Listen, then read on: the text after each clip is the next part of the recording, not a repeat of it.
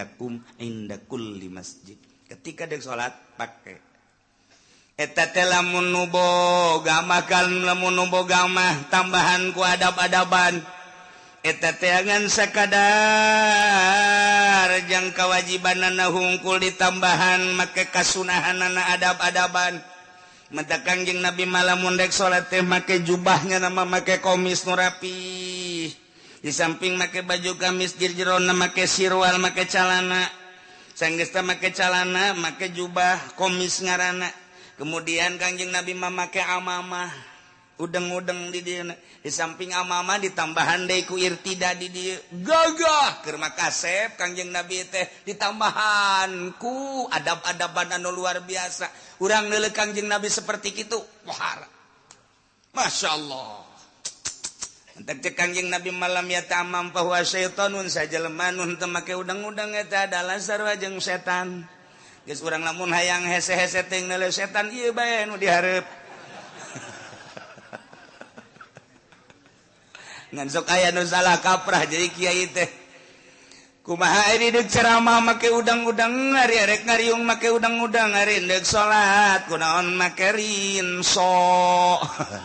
Kiai penceramah kos gitu.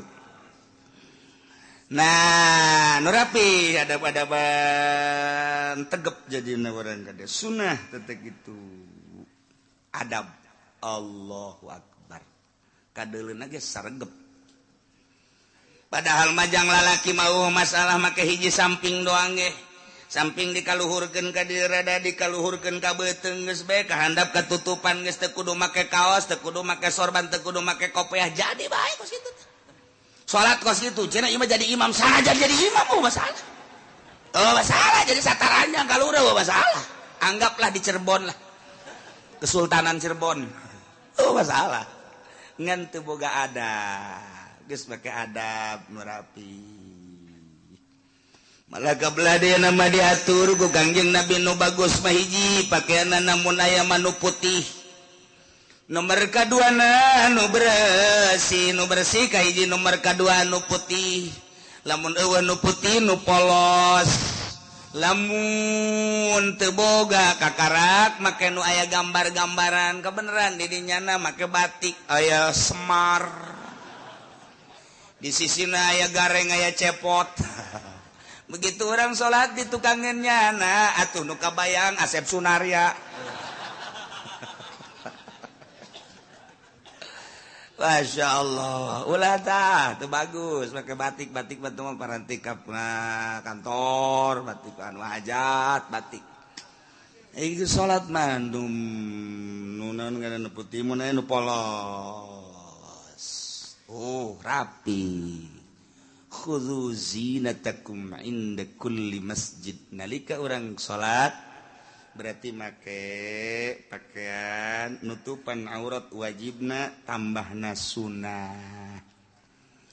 Jadi berarti di dieu teh lain bae sakadar nitah make jang nutupan aurat kulantaran di dieu ditambahan ku adab-adaban.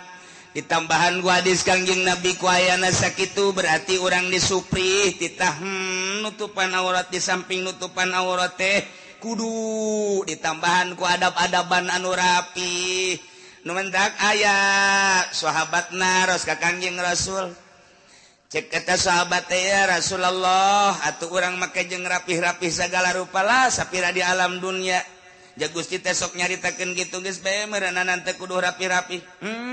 Cek Kangjeng Nabi teh innallaha jamilun yuhibbul jamal. Sanjana Gusti Allah teh maha elok, maha bagus yuhibbul jamal. Resep kanu elok-elok jeung resep kanu jamal-jamal. Disupri urang teh Kangjeng Nabi biasa sok ngaca. Abeh rapi kadeleuna ngan ngacana ulah mohokeun bersyukur ka Gusti Allah. Kena cilaka ngaca teh jang bersyukur. Urang dek Jumat sing hade kumis besing ke di dieu aya keneh tulang lah. Man bahaya. Bahaya kana mun aya tulangnya na ungas ingus bae cek nya teh bau asin amat. Orang tulang pan di dieu. Tama sarua jeung jawara teh ya.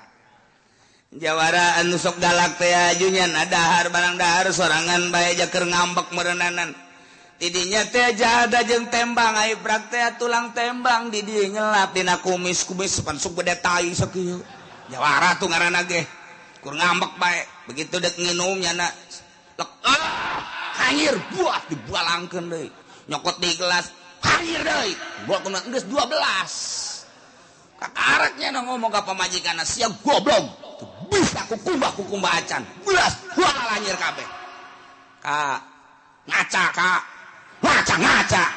coba jangan ke gelasan bersih kali kak ngaca emang kunaon eta tulang di kumis hah di kumis jadi jah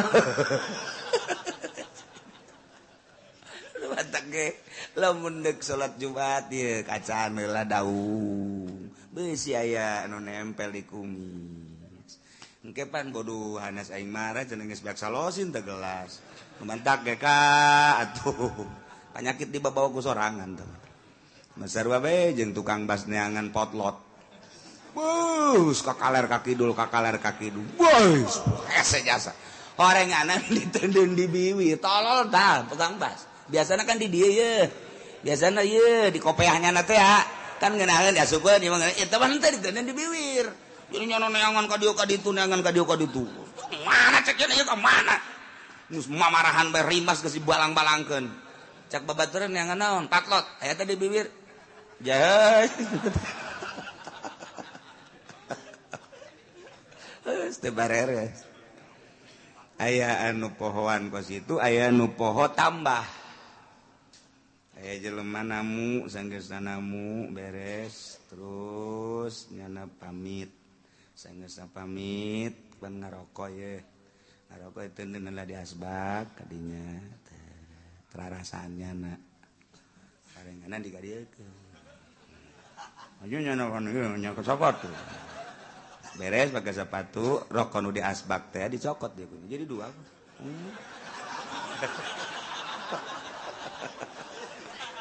tinggal lu boga imah bae bos tolol ting saya ditamu karok-karok lain dibawa cek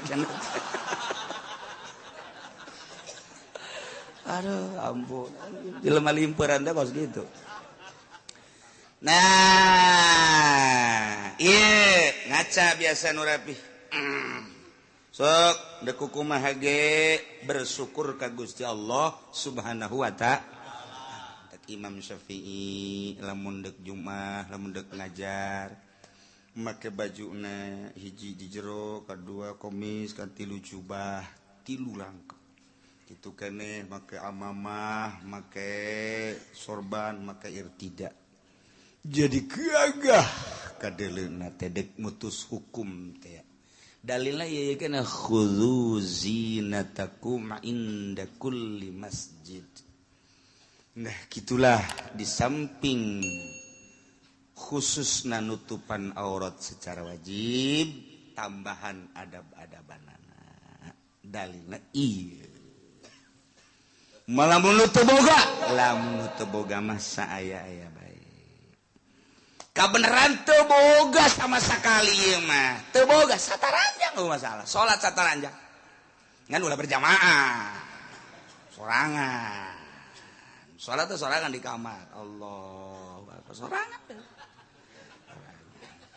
antara satarajang ya masalah teu boga jadi lain berarti teu boga jang nutupan aurat eureun sholat teu bisa tetep sholat boga orang pakaian pakai teu boga sebogana teu boga sama sekali samping teu boga calana teu boga satarajang bogana ngan seukur ampok-ampok dong make ampok-ampok bae beres Allah di zaman Kangjeng Nabi ngan seukur aya samping hiji doang dipakailah kula laki berjamaah jeung Kangjeng Nabi bahkan sok ditalikeun ka dieu ka luhur kos urang keur leutik da tapi gede keur leutik tadi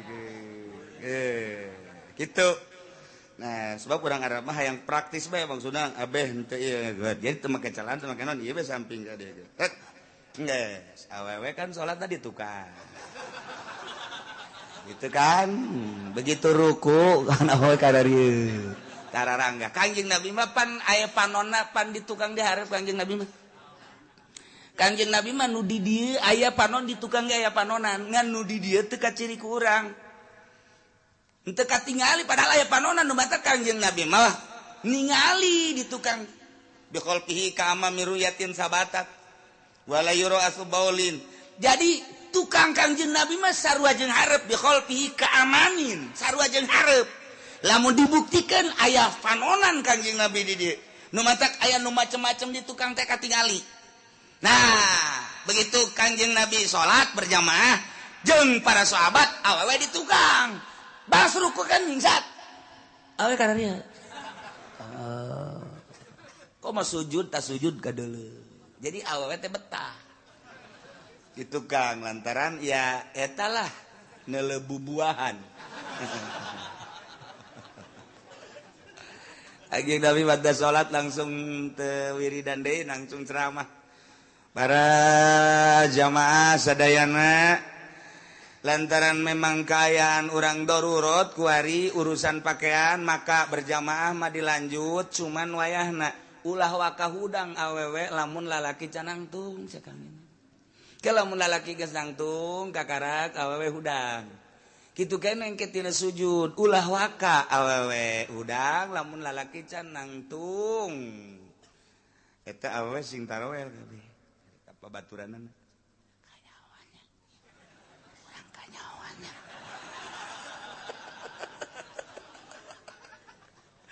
sing kalewes kabeh arisin ka Kangjeng Nabi teh berarti kanyawan cenah urang ieu sing eta mah sing harareos kanyawan cenah urang kanyawan Kangjeng Nabi seri emang teh kanyawan bae ku kanyawan boro-boro baheula aya kene Kangjeng sanajan urang kuari ge sanajan urang kuari maca sholawat pan eta hiji sholawat teh hiber ka Kangjeng Nabi assalamualaikum ya Rasulullah wassalam abdi sholawat tisaha timang anu urang mana urang anu cak Kangjeng Nabi kok bau ka ambeuna ye oh ieu mah sholawat pendopo hampura oh paingan ieu mah aya bau-bau bangsa pemerintahan cenah mah sholawat bau Waalaikumsalam ieu saha sholawat tisaha abdi ti kiai anu ieu mah rada seungit ti rada oh nanya ieu mah salat ti loka pendopo nya oh paingan beja assalamualaikum salam salawat tisaha imam seungit amat ke cak Kangjeng Nabi kula ka ditu kakalayangan Kangjeng Nabi na neuleuh emang kumaha gitu jih bantak kudu dibersihan eta sholawat teh ulah sambarangan assalamualaikum orang di jeron amah yang berkat atuh Kangjeng Nabi siap waduh sambarangan sia salam-salam ka aing sia hayat teh teu beres mantap ge nu rapi urang dihadiran ku Kangjeng Nabi cacakan baheula cacakan kuari atuh komo baheula kakalayangan Kangjeng Nabi teh ningali nu keur assalamualaikum zainal anbiya assalamualaikum assolazkiya emang teu laporan ka Kangjeng tuh lapor didele nu menta kaju masyarakat arembungeun di dinya kunaon berarti kan henteu sinergis teu bagus ka ambeuna ku Kangjeng Nabi urang muludan kan embong lah sangheuk aing muludan kanyana emang kunaon henteu lah embung dibawa ta embung bae sebab nu mingpina nu ngayakeunana henteu lillahi taala kaambeul ku Kangjeng Nabi na bau Kangjeng Nabi na henteu ridho geus teu mawaan malaikat ngaulah-ulah ulah waduh jeung berkat 2000 nu datang 200 leg-leg geus ya berkat tah kaambeuna lain deui oh emang kumaha gitu sabarangan kudu dibersihan urang maca sholawat nu rapi teu kudu gancang-gancang nu aplen tapi nu mantep Kangjeng Nabi kan neuleuh oh jai horenganan sholawat nu salam ka aing teh kadeuleuh tengah peuting oh bener penundutan cek Kangjeng Nabi teh waduh teu kuateun cek Kangjeng Nabi waduh juga goler kieu cek Kangjeng Nabi oh budak balik deui ka Madinah lah cek balik deui diantepkeun molor di dinya Allah karim urang lamun nyaritakeun tentang ibadahnya urang mah kan kakarak datang ka babacaan teu boga pikiran kukumaha bahkan paling urang mah ye babacaan dihartikeun susah kitu encan boga rasa kapan lamun geus boga rasa mah bakal napinuh ku adab jeung isin sebab naon urang keur carita Kangjeng Nabi dihadiran ku Kangjeng Nabi isin karena mun urang salah belah dituna urang teh kapan dihadiran ku Gusti Allah cak Gusti Allah wa nahnu aqrabu ilaihi min hablil warid kaula leuwih deukeut ka anjeun hei manusia tibatan urat genggerong aing teh deukeut jasa ka sia atuh sia sing hade sia teh keur bareng jeung aing deukeut aing ka sia ilmu aing ka sia nyaho aing ka sia sia teh keur dibarengan ku aing nu mantak tah lamun geus boga rasa urang babarengan jeung Allah isin salat ketungguan nya salat teh Allah ih jakal si salat ka saya geus bar likum cepet amat salat wah ini tapi jemping-jemping gitu sakjana mah enduro meureun Masya Allah teh boga ka isi cak Allah dekam mana teh sih ya Allah tapi lamun boga rasa isin ka Gusti Allah dideleukeun dikanyahokeun nu marentahna Allah nu nitahna Allah akur teh jeung aturan Allah isin amat hinang tungna kieu akur teh jeung aturan Allah ruku aing akur teh jeung aturan Allah boga rasa aing teh deukeut jeung Allah dideleukeun ku Allah sok sieun salah makin ka ditu makin adab makin inggis makin rempan tuh kan makin sieun ka Gusti Allah atuh Allah na deukeut wa nahnu aqrabu ilaihi min hablil warid nu leuwih deukeut ti aing geus teu kudu mikiran naon ja aing sia deuk ka makhluk lagi nangieun aing cek Gusti Allah sia minta tulung ka makhluk deuk naon minta tulung ka makhluk jen nu leuwih deukeut mah aing itu genang aing ngagerakeun atuh banyak ka aing geus we ka Gusti Allah tah urang lamun salat ti penting Allahu akbar aya sieun ka kunti anak kunaon sieun ka kunti anak cek Gusti Allah kunti anak teh makhluk aing ngagoda sia digoda kuat henteu pan sia mah keur jeung aing baca auzubillahi minasyaitonir rajim cek Gusti Allah kunti anak hiber ayo baca auzubillahi minasyaitonir rajim aing ge bisa sial kunti anak nang tangan goblok jasa orengan teu husu urang da teu asup ka hate tah pokos kitu mah tapi lamun nu boga rasa jeung Gusti Allah sieun kabeh ge malah nang tangan kunti rombongan ka dieu sia rombongan ka dieu ulah sok soranganan bawa bapak kolot sia aki sia incu sia hayo ka dieu aing sakalian paeh di dieu ye eueuh kasih lamun geus urang boga rasa wa nahnu aqrabu ilaihi min hablil warid aing teh kapan leuwih deukeut ka sia jadi sia teh jeung aing atuh geus kumaha masyaallah tah urang mah kakarek datang ka kitu babacaan adab dipaksa melalui syariat can boga rasa lamun geus boga rasa lain deui ke ibadah lagi wa kulu washrabu wa la tusrifu innahu la yuhibbul musrifin wallahu alamu bimmaradi bejakeun Muhammad wa kulu sok dalahar maraneh kabeh wasrobu sok ngararinum maraneh kabeh masitum sakahayang anjeun sakumaha nu geus diatur ieu dahareun anu halal inuman anu halal sok dahar nu halal nginum nu halal wala tusrifu cuman ulah leulewi lantaran innahu la yuhibbul musrifin sanyana Gusti Allah mah teu resepen kanu leulewi dititah lamun tadi khudzu zinatakum khudzu fil amr maedakeun kana wajib jang nutupan aurat kabla dituna mah sunah adab-adaban tapi di dieu mah kulu wasrobu aya amr teh di dieu mamar lil ibahah sakadar menang doang eta ngabedakeun antara nu tadi khudzu zinatakum inda kulli masjid amr jeung ieu wa kulu wasrobu wala tusrifu amr keneh tapi penggunaan amrna lain deui nu itu wajib nu ieu mangan ibahah tah jangan lempengkeunana kumaha eta nu hese tuh pasti hese mondok teu ngajem teu teh hese kumaha tuh jangan ngadengekeun ge gadengen riweuh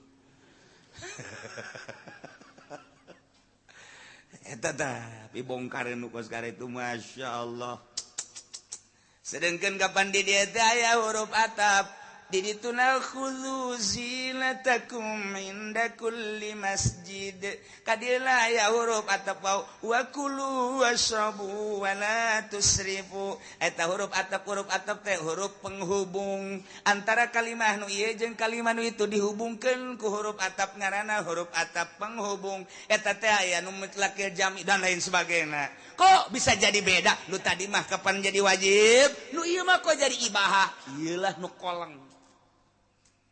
Masya Allah jukuna tuh batin saya tuh kudu ibadah saya puyang nama kos itu mah itu mah kudu nurun-nurunkeun kitab janggotan emang aya kitab janggotan nu jelema make janggotan tuh kitab deui sarua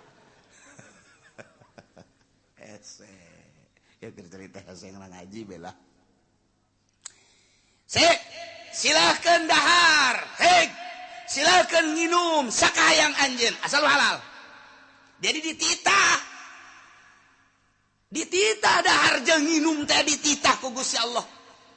Lantaran memang geus jadi adat kekuatan manusia teh ku Gusti Allah geus dibagi-bagi. Aya nu kekuatan dahar jeung nginumna teh kuat samingguan.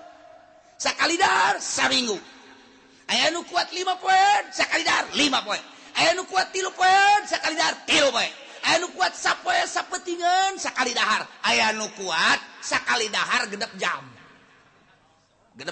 kudu dahar deui jadi sapoe sapeting 4 kali dahar ulah disengsarikeun ulah nu kuat nang Allah nu teu kuat nang Allah tinggal urang kembali ka diri urang aing sapoe sabaraha kali daharna nya balik ka diri urang oh aing mah kumaha manggihna bae Nanggi isuk-isuk uduk sikat berang saeutik aya sangus sikat deui aya deui nu mau berkat sikat deui aya deui nu ngariung kasorekeun sikat deui aya deui anak mawakeun sikat tah mah teu reureun dahar burung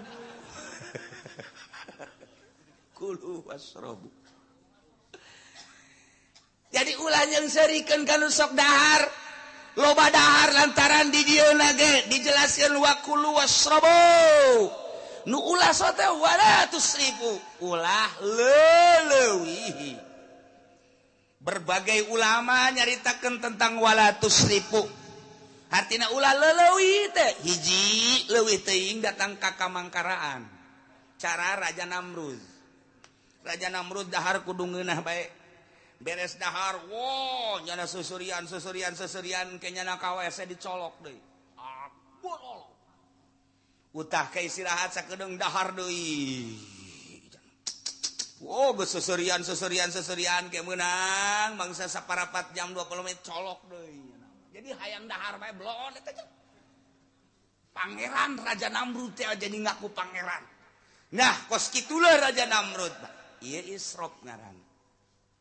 Atawa israf teh hukum mustahil ngadahar sakumaha kahayang urang ieu hayang caplok hat aya seubeuh na seubeuh ngan sakumaha kahayang diturutkeun eta ge israf sarua bae kuduna kumaha sederhana bagi tilu cak Kangjeng Nabi di awak urang kokosong beteung teh bagi tilu sasulus jang dahar sasulu seperti lu deui jang cai seperti lu deui jang napas tah lamun urang bisa kos kitu awak teger bae awak sehat bae bagi tilu ieu awak ieu beuteung seperti lu jang dahar seperti lu jang cai seperti lu kosongkeun urang mah eueuh kok kosong datang ka eta kadi malah mah dahar teh aduh budak turun heula digejlug usah kumaha karunggoni bae leuwih teh eta mah kulu washrabu wa la tusrifu lamun urang nyaritakeun sejarah Syekh Maulana Hasanuddin teh manehanana ieu 3 bulan sakali daharna pertama datang ke Banten sebulan sekali pamajikanna saminggu sekali daharna nyana nyindiran ka pamajikan dekirha ibadahna sia matu saminggu sakali dahar bae dekirha ibadahna eta saminggu sakali ge masih disindiran keneh bae ambo atuh pamajikan urang mah teu bisa ngomong kumaha eueuh ibadahan ngan dahar malulu saminggu sakali disindiran mikir pamajikanana naiklah sebulan sekali kulantaran naik sebulan sekali Maulana Hasanuddin 3 bulan sekali Masya Allah kari nyindiran deui dikira ibadahna teh sebulan sekali make dahar oh cak pamajikanana kumaha ieu ohara ujung-ujungna Syekh Maulana Hasanuddin mah genep bulan sekali daharna turutan ku sia jengker sia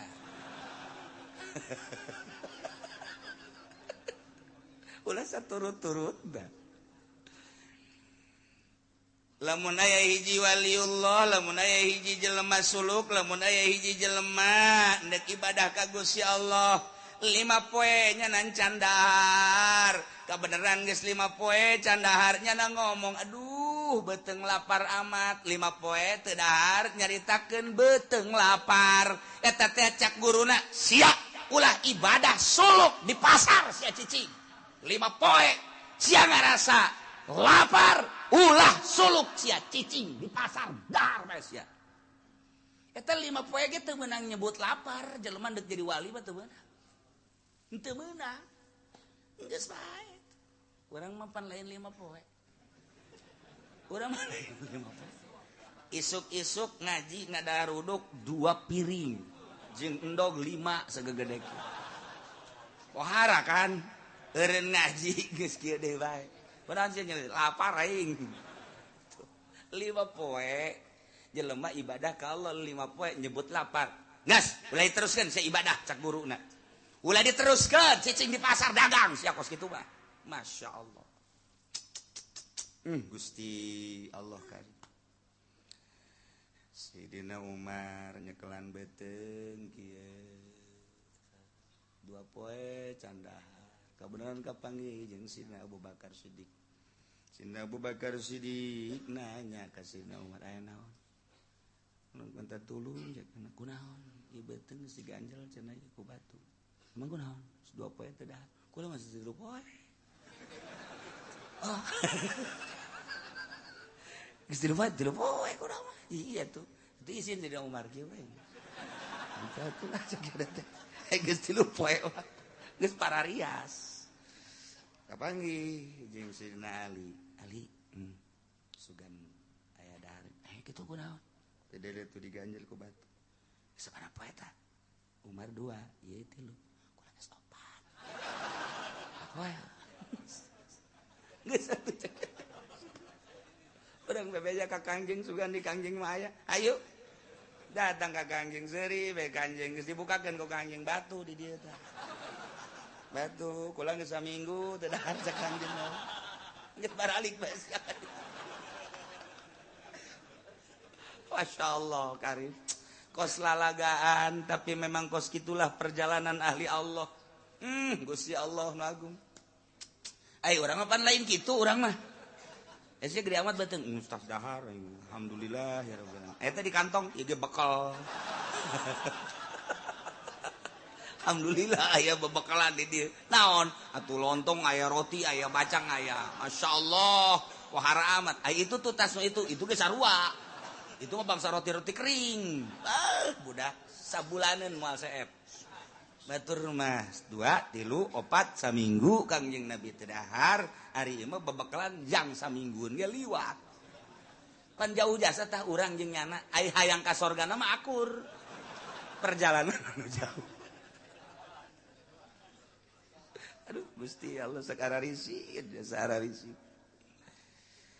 lamun nyaritakeun tentang para wali aya anu sabulan teu dahar setengah bulan teu dahar saminggu teu dahar geus lumrah nu sapoe sapeuting mah teu dahar teh lumrah jasa tah mah tapi Sufyan Tsauri mah Tuan Syekh Abdul Qadir nyaritakeun dina kitu Fathur Rabbani nya nama daharna gembul Sufyan Tsauri mah gembul nya nama daharna malah mun aya tamu mah kumaha dahar wah gembul jasa berang dahar ke sore dahar deui tapi ketika salatna ibadahna eueuh nu tanding mun geus salat bae ceurik terus-terusan salat ceurik eureun subuh kitu bae eta mah daharna gembul beurangna isuk dahar beurang dahar sore dahar deui tapi lamun geus salat ceurik dadak cek Tuan Abdul Qadir ulah dituturkeun daharna ku sia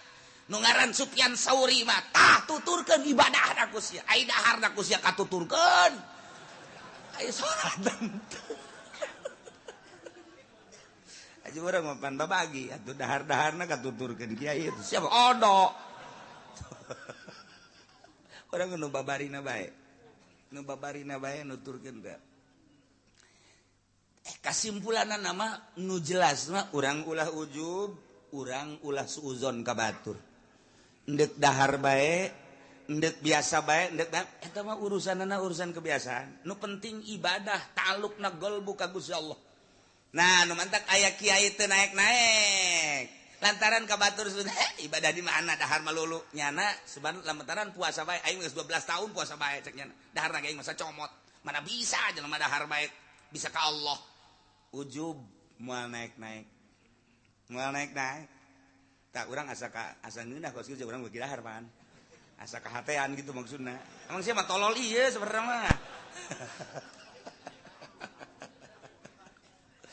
itu geus dibabagi nah kulu silahkan dahar nu halal wasrobu silahkan minum nu halal masyitum sakahayang anjeun cuman wala tusrifu ulah israf ulah leulewihi namantak cek Kangjeng Nabi iyakum wal batnah minat ta'am syarab sing hade maneh ulah seubeuh teuing dahar ulah seubeuh teuing nginum cek Kangjeng Nabi fa innaha mufsidatun lil jasad murisatun lis saqam mufsidatun anis shalah lantaran seubeuh dahar seubeuh nginum ngarusak kana jasad ngawaris kana gering jeung mumul kana salat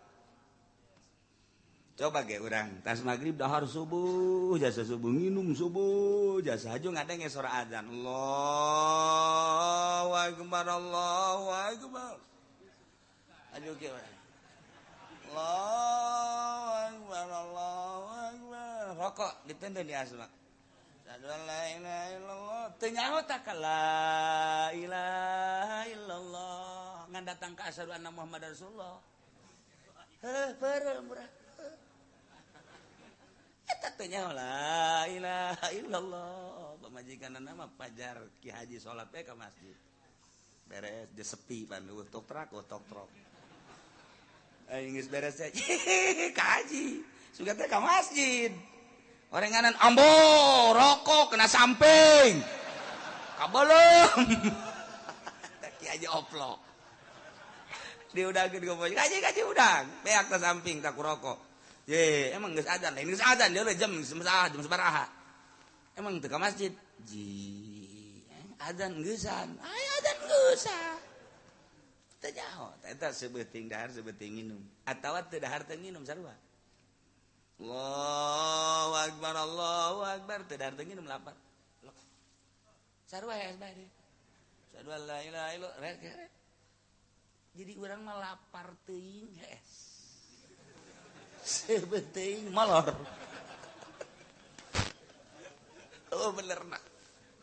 bener nak tadi mantake iya kumal bata minat ta'am masalah ulah sebeting sebedar sebelum ngarusak kada jasad ngawaris kada gering eta teh jasad teh rusak gering akibat tidak makanan komo ayeuna makanan kimia jeung mawa kesel mawa mumul kana salat mantak wa alaikum bil qasdi fihi ma maneh kudu sedengan cek Kangjeng Nabi dahar jeung nginum teh fa innahu aslahu lil jasad sedengan teh ieu ngabereseun kana awak wa abadu minas sarab jeung ngajauhan tina leulewihi wa annallaha ta'ala la yabghudul habras sabil Allah pang bendu-bendueunana ka kiai nu lintuh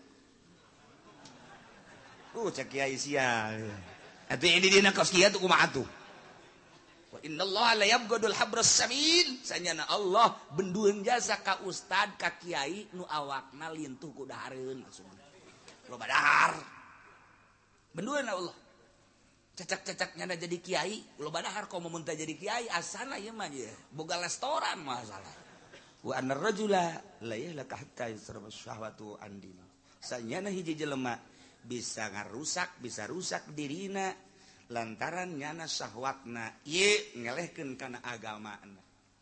Nah dibere ilmu dititipan ilmu tapi pikiranana kana dahar bae kurang kana agama tapi lamun kieu mah dahar aing nginum aing jang negeran agama aing mah dek dahar dek namateun Al-Qur'an aing dek dahar dek nginum dek salat aing 100 rakaat tengah peuting pokona mah aing dek dahar dek nginum nu seubeuh jang mutolaah eta mah masalah kos kitu mah masalah ieu mah lain pan asal dahar seubeuh nginum seubeuh haju bae sakumaha kotok dek endogan plok plok plok plok plok ukul plok plok plok plok dingeunah-ngeunah pananggalna gitu geus teu nyaho inget bumi alam ieu dahar aya carita dina kitab ajaib karangan Imam Karmani aya dokter Nasrani tabib Nasrani nanya ke Ali bin Husain bin Waqid ya Ali laisa fi kitabikum min ilmi tib syai'un kitab anjeun mah kitab Al-Qur'an eueuh nu nyaritakeun tentang ilmu kedokteran sakmet ge eueuh beda jeung di kitab kami Injil. Dina Injil diterangkan wal ilmu ilmani ilmul abdan wa ilmul adyan. Ilmu dua, aya ilmu patali jeung awak, ilmu kedokteran, aya ilmu patali jeung agama. Syariat Injil mah tampil dengan prima. Ku kami setelah diteliti di Al-Qur'an laisa fi kitabikum min ilmi tib. Nu patali jeung ilmu kedokteran. Lamun nanyana ka urang heuheuhan. Tapi kulantaran nu ditanyana cucu Kangjeng Nabi Ali bin Husain bin Waqid begala lahu sambarangan qad jama'a Allah ta'ala tiba kullah fi nisfi ayatin min kitabih Allah geus kumpulkeun ilmu kedokteran seluruh ilmu kedokteran teu kudu loba-loba dina Al-Qur'an sapotong ayat dengan sepotong ayat seluruh ilmu kedokteran tercakup. Injil mah kudu babarabayan ieulah loba teuing hese nalarna Al-Qur'an setengah ayat seluruh ilmu kedokteran aya weh sak dokter parah amat sih Quran mah tampil dengan prima teu kudu ayat-ayatan cara Injil sapotong ayat gole cek tabib Nasrani cek dokter Wamahia coba mana ayatna baca kunyana wa kulu washrabu wa la tusrifu innahu la yuhibbul musrifin sok dalahar maraneh kabeh untuk menjadikan kekuatan awak lain ilmu kedokteran sinaon wasrabu inum kumaneh minuman-minuman anu halal tapi wala tusrifu ulah loba teuing lantaran lamun loba teuing cek ilmu kedokteran ieu teh bakal nutupan kana pernapasan nah nu mantap kudu disedengan bae dahar seperti lu minum seperti lu ieu lolongkrang seperti lu lamun kos kitu nuturkeun Al-Qur'an seluruh manusia di alam dunia bakal sehat kurang kumaha ilmu kedokteran wih jahe jageuna ulah main-main dengan Al-Quran mah. Masya Allah. Cek eta dokter Nasrani wala yusiu min rasulikum syai'un fitib. Ternyata nyaritakeun tentang awak patali jeung ilmu kedokteran mana nu nyaritakeun tentang ilmu kedokteran eta mangan patali jeung dahareun patali jeung inumeun eueuh nu nyaritakeun tentang patali ilmu kedokteran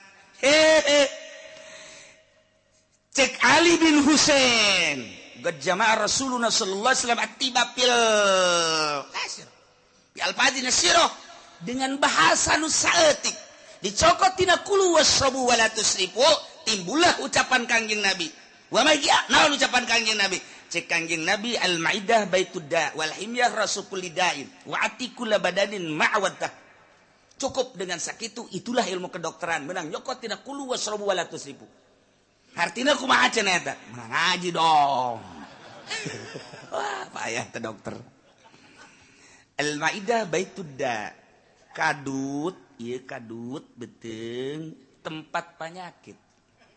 Wal himyah ra'su kulli dawain. Pantang ieu adalah sumber daripada obat. Wa ati kulla badanin bere ku maneh awak ma awat tahu. Naon nu geus kabiasaan ka awak ngeunahna mana silakan. Etalah jang ukuran kesehatan. Lantaran awak manusia dibagi ku Gusti Allah beda-beda. Darahna aya darah A, aya darah B, aya darah O, aya darah OTM. Macam-macam. Liwat teuing teh mah kedokteran. Beda-beda kekuatanana, kadar berpikirna lain-lain, kadar awakna lain-lain, suhuna beda-beda. Aya nu akur di tempat panas, aya nu akur di tempat dingin, aya nu akur di tempat sedang. Jelema aya nu betah dina daerah tropis, aya nu betah di daerah panas, aya nu betah di daerah dingin. Sakumaha hewan, onta hayangna di nu panas bae. Ketika dibawa ka nu tiis, nyana ngomong, "Tidak betah saya." Mantak otak nu aya di Bogor, nu aya di Taman Safari, eta teh kekuatanna paling genep bulan dibawa deui ka Arab, ganti deui. Nyana geus ngomong bae, "Waduh teu betah," cak nyana. Balikeun deui kula ka Arab. Teu betah nyana, lintuh dibawa ti ditu ti Arab ka dieu. Wah, ditonton ku urang Indonesia gede amat, genep bulan kuru. Bawa deui. Aya numbungan jasa di negeri anu tiris hayang di nu panas bae model onta. Aya nu hayang di nu tiis bae dibawa ka nu panas mun kebo. Pernah pan kebo dibawa ke Mekah ka ditu atuh jajar etean. Aduh, cek nyana ujang gupak aing. Aduh. Teu betaeun moal mangi kebo di Mekah ka jeung kumaha ge moal mangi. Ujang gupak cek nyana aing. Oh, sejasa. Teu betaeun nya nama betahna di Cikupa. Lo jang gupak lo bacaknya mah di Cikupa di Bojong eta. Tah manusia ge sarua jeung hewan. Ku ayana sakitu kieu ku ari mah. Dahar ulah loba teuing lantaran ieu kadut baitudda. Coba ku ari pantangan. Naon anu henteu akur jeung diri sorangan urang boga rarasaan eta mah pokona kembalikeun ka awak masing-masing ati kula badanin ma'awat sakumaha awak sorangan nu ngarasakeun dokter mah hanya mere jalan doang Kangjeng Nabi mere jalan nu ngarasakeun urang kembali ka urang nu mantak cek Imam Ghazali ditafsiran ti dieu singa deun teh ngajaga awak lain cek dokter ngajaga awak lain cek sasa cak urang sorangan. Urang nginum, akur henteu sih mun urang nginum cai tiis. Sanajan Kangjeng Nabi nganjurkeun make cai tiis aya teu akur ulah. Akur henteu sih nginum cai panas. Lamun memang akur sanajan diulah-ulah aya akur mah nginum bae. Akur henteu sih ente lamun ngadahar daging hayam atah. Teu akur sebab akur jeung ucing ulah. Akur asak mah akur, apa salah.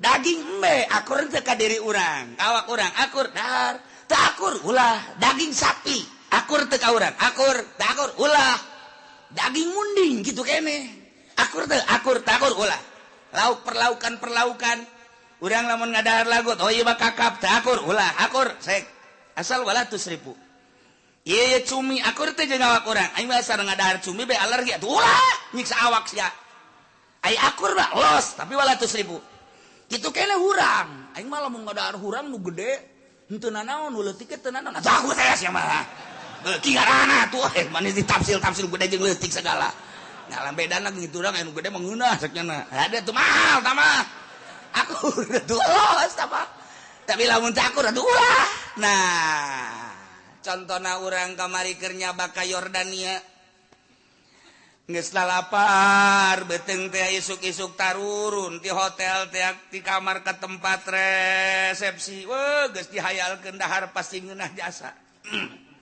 barang datang ka handap teh dahareun teh masyaallah cak nya mah meureun bagus jasa horenganan teu aya beda di Mesir di Yordan kos karari itu bae nu kaluar teh potongan nu kaluar isuk-isuk teh asa gede kieu koneng percis mun dibayangkeun ku urang kos eta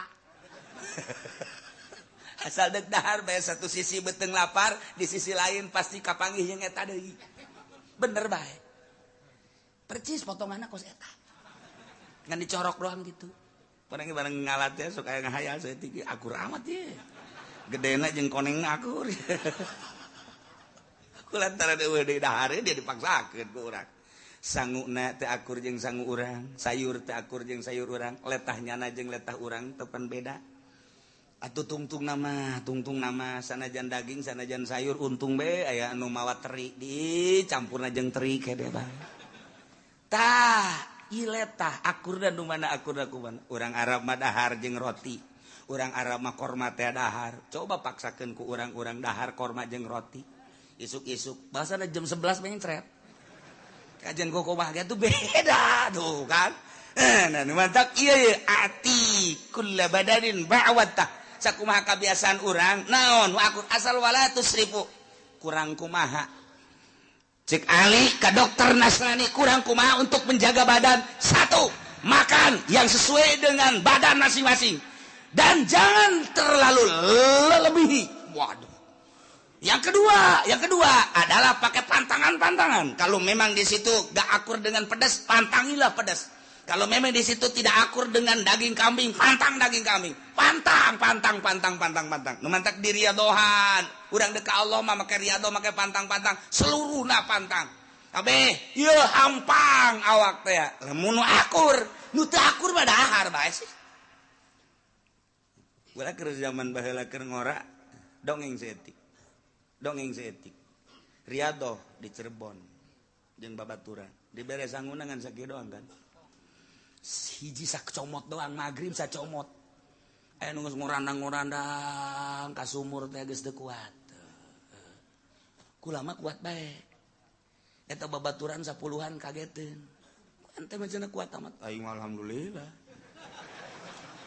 Pokoknya ku Allah mah masing-masing diberi kekuatan geus ulah hese nyana ngurandang nimba ge geus teu kuat teh nimba ku kula ipang nimba ke misalna nang 3 poe 4 poe 5 poe saminggu teh ente mah cenah kuat we atuh dibere dibagi-bagi ku Gusti atuh geus lain ku bangunna ceng harap we atuh masalah geus skala luar tah saminggu 20 hiji poe 40 poe geus skala luar mah sehat bae pan geus baliknya mah karuru kula henteu nyana mah kuru tinggal tulang doang 40 poe kula henteu bari nungguan mobil ente pancen pan sehat amat tuh aing mah dahar sih.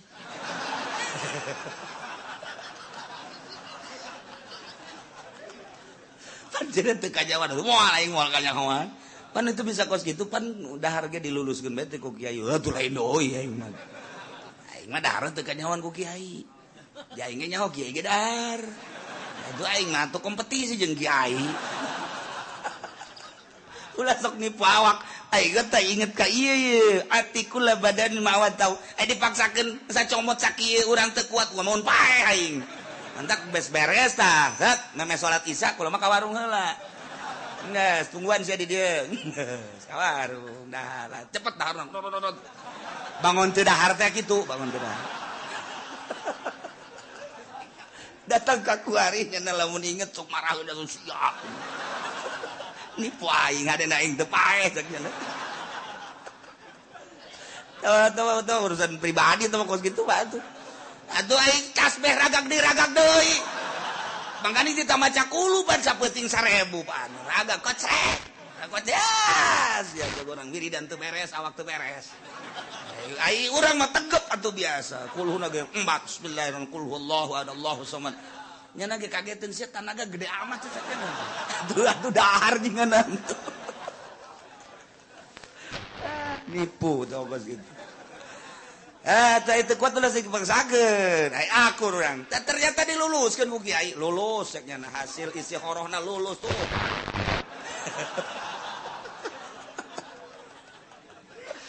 Masyaallah dalalakun keur ngora eta kos kitu lulus bae biasa. Nyana mah nyana anu daharna sacomot nu aya nu teu lulus duaan urang Bandung. Teu lulus ieu mah teu lulus kudu ulangan etus ya. Nya teu dahar nya teu lulus.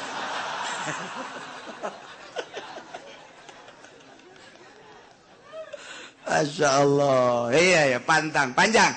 Lamun di non gitu ngaranna dipetakeun praktekna bahasa Kangjeng Nabi Al-Maidah baitud da wal imya rasulul dawa. Wa atikula badan ma'awata panjang Imam Ghazali nu nerangkeun panjangna masyaallah pohara jasa dokter teh akhirna Pakola cak dokter masyaallah macaraka kitabukum wala nabiyukum jalinus tiban pohara amat horenganan kitab anjeun teh ngaleuwihan dokter Jalinus pan sumber ilmu kedokteran teh Jalinus ngaranna dibejakeun tah seluruh ilmu kedokteran teh dina Injil di Jalinus berarti ngaleuwihan kitab Jalinus ieu pohara jasa Al-Qur'an akhirnya asup Islam nya tuh batur mah kos kitu debat lantaran ikhlas dijawab sapotong ayat kulu washrabu wala tusrifu innahu la yuhibbul musrifin asup Islam Masya Allah